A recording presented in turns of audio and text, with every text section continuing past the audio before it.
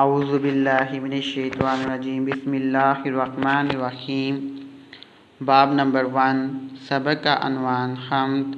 تعریف اس خدا کی جس نے جہاں بنایا، کیسی زمین بنائی، کیا آسمان بنایا۔ تعریف کا معنی حمد و ثنا بیان کرنا، جہاں کا معنی دنیا۔ اس شعر میں شاعر اللہ تعالیٰ کی حمد و ثنا بیان کرتے ہوئے کہتا ہے کہ تعریف اس خدا کی جس نے اس دنیا کو خوبصورت بنایا اور اس کے اندر زمین اور خوبصورت آسمان بنائے، پاؤں تلے بچھایا کیا خوب فرش خاکی، اور سر پر لاجوردی ایک سائباں بنایا۔ تلے کا معنی نیچے، فرش خاکی کا معنی خاک کا فرش، لاجوردی کا معنی گہرا نیلا، سائباں کا معنی چھت۔ اس شعر میں شاعر کہتا ہے کہ اللہ تعالیٰ نے ہمارے رہنے کے لیے ہمارے پاؤں کے نیچے خوبصورت اور سرسبز زمین اور سر پر چھت یعنی گہرا نیلا آسمان بنایا تاکہ ہم خوشگوار زندگی بسر کریں۔ مٹی سے بیل بوٹے کیا خوشنما اگائے، پہنا کے سبز خلعت ان کو جواں بنایا۔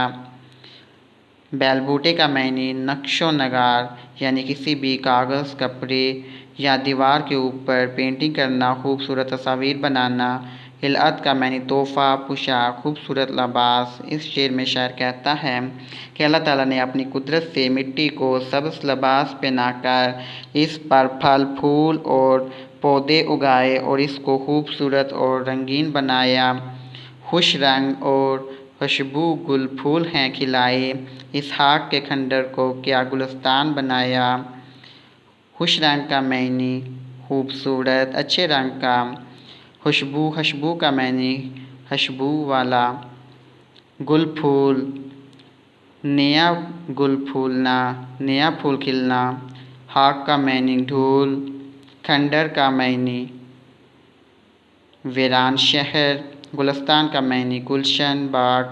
اس شعر میں شاعر کہتا ہے کہ اللہ تعالیٰ نے کیا خوبصورت اور اچھے رنگ اور خوشبودار اور نئے پھول کھلائے اور اس دھول جیسی مٹی یعنی ویران شہر کو گلستان بنایا، گلشن بنایا۔ میوے لگائے کیا کیا خوش ذائقہ رسیلے، چکھنے سے جن کے مجھ کو شیریں دہن بنایا۔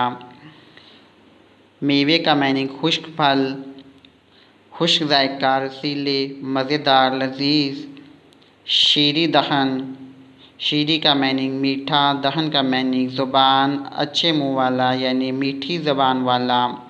اس شعر میں شاعر کہتا ہے کہ اللہ تعالیٰ نے خشک پھل، میوہ جات اور لذیذ مزیدار پھل لگائے جن کے چکھنے سے ہماری زبان میٹھی یعنی اچھے منہ والی